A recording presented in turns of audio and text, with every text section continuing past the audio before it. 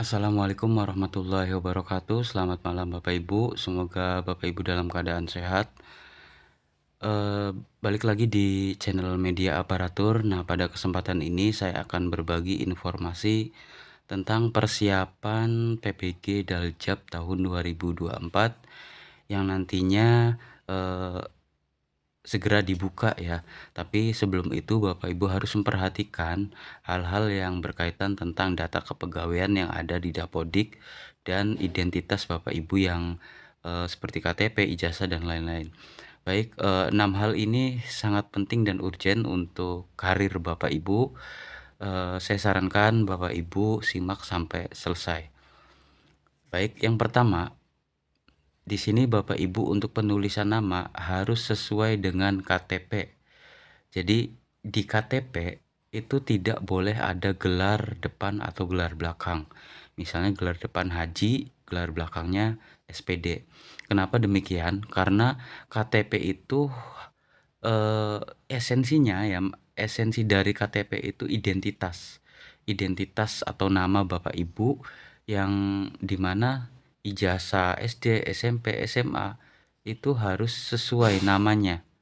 Jadi kalau gelar itu bukan termasuk nama ya Bapak Ibu. Jadi kalau mau sinkron atau mau valid, Bapak Ibu harus menghilangkan nama gelar depan atau gelar belakang yang ada di KTP. Nah, misalnya KTP sudah diupdate, tapi Dapodik belum diupdate. Segera konfirmasi ke operator untuk menyesuaikan gelarnya itu dihilangkan. Dan nanti operator akan mengedit sesuai apa yang diinstruksikan oleh Bapak Ibu, karena operator itu SOP-nya harus SOP-nya ketika mau merubah itu pasti ada acuannya. Misalnya kalau mau merubah nama ya acuannya KTP gitu. Nah, tinggal Bapak Ibu konfirmasi aja kalau mau diupdate.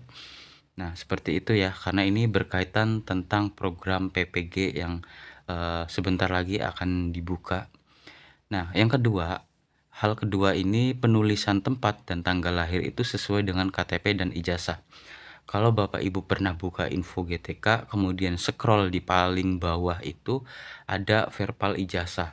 Nah, verbal ijazah itu menyesuaikan KTP dengan ijazah, di mana KTP Bapak Ibu itu apakah sesuai dengan apa yang diinputkan oleh Dikti ya. Dikti itu mewakili ijazah S1 Bapak Ibu. Nah, selain itu Bapak Ibu juga harus menyesuaikan ijazah SD, SMP, SMA itu harus sesuai dengan KTP.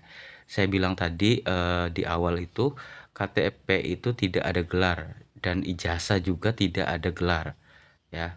Seperti itu Bapak Ibu. Kemudian lanjut ke hal yang ketiga, untuk NIK dan NUPTK itu harus benar, tidak ada typo ya. Karena kalau misalnya typo akan menyebabkan perpal Bapak Ibu itu tidak valid. Nah, untuk validasi NIK dan perbaikan nomor identitas dapat dilakukan melalui perpal PTK dengan bantuan operator sekolah. Bagaimana sih Bapak Ibu cara mengeceknya, misalnya pengen mandiri gitu tanpa melibatkan operator?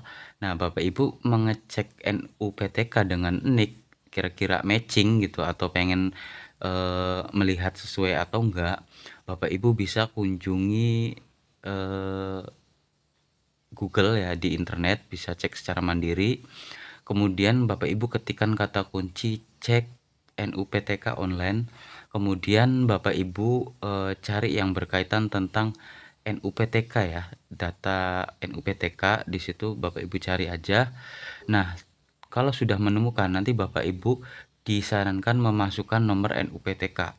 Kalau sudah NUPTK-nya dimasukkan, klik enter aja, nanti bakal muncul identitas Bapak Ibu termasuk nomor induk NIK ya, atau nomor NIK itu pasti akan muncul. Nanti Bapak Ibu sesuaikan dengan KTP Bapak Ibu apakah sudah sesuai.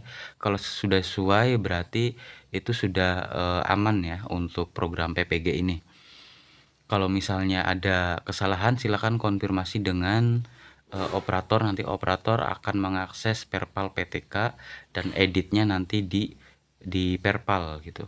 Ini aksesnya khusus operator, jadi Bapak Ibu tinggal konfirmasi aja. Dan hal yang keempat ya, ini masukkan data lengkap riwayat pendidikan, terutama pendidikan S1 berdasarkan program studi.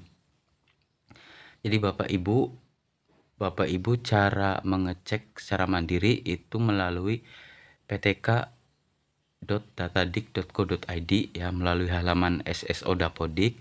Itu username-nya itu sama dengan username ketika Bapak Ibu masuk ke info GTK, termasuk passwordnya juga sama. Kalau tidak bisa diakses, silakan Bapak Ibu minta username dan password ke operator. Nah, kalau sudah bisa login, Bapak Ibu cek ke riwayat pendidikan atau ke menu pendidikan. Di situ nanti bakal muncul apakah Bapak Ibu itu riwayat pendidikannya itu sudah tercantum dari SD sampai S1. Kalau belum, silakan Bapak Ibu input sendiri gitu, karena memang untuk PTK Datadik khususnya pendidikan itu bisa diinput masing-masing guru atau secara mandiri.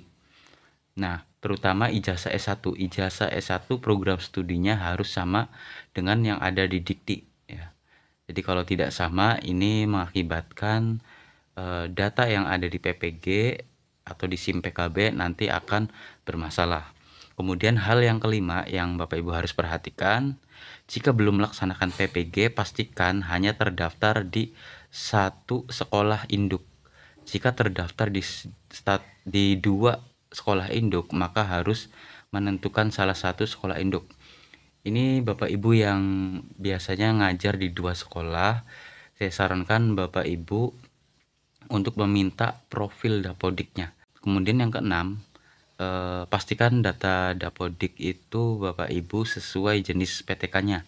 Mungkin itu saja yang bisa saya sampaikan ya Bapak Ibu terkait hal-hal yang harus dipersiapkan oleh Bapak Ibu untuk menghadapi PPG 2024. Sebenarnya data ini diupdate jauh-jauh hari ya, tapi kalau yang baru tahu informasinya, saya sarankan di awal semester ini segera Bapak Ibu update, karena khawatirnya ini berpengaruh terhadap karir Bapak Ibu, termasuk program PPG yang akan dibuka ini.